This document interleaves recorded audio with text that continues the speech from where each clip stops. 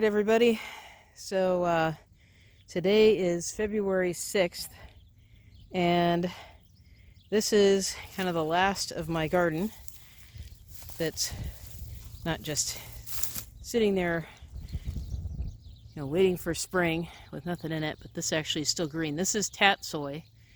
It's supposed to be hardy down to 10 degrees Fahrenheit, but it's supposed to go down to -7, maybe -5 the next couple of days, so I'm harvesting quite a bit of them.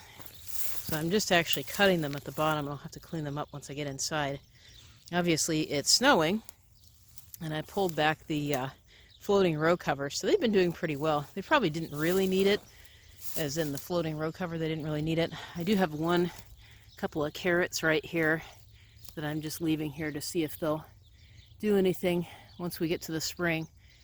So anyway, I'm going to leave a few of these tatsoi here to see if they can survive long enough to, produce some seeds for me in the spring.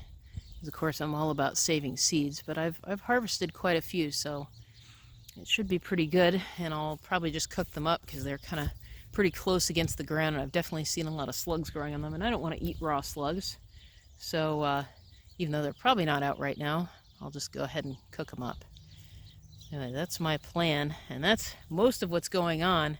The garlic is still up. It's somewhat green. The if you can see there, that's the what's left of the kale.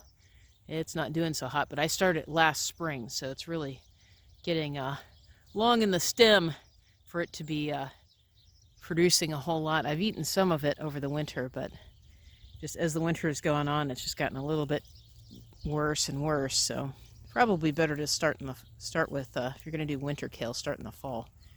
But anyway, that's what's going on in the garden, and hopefully in about a little over a month, we'll be planting more stuff. Doesn't look like it right now, but that's usually about when I start planting, is March 15th, so we'll see.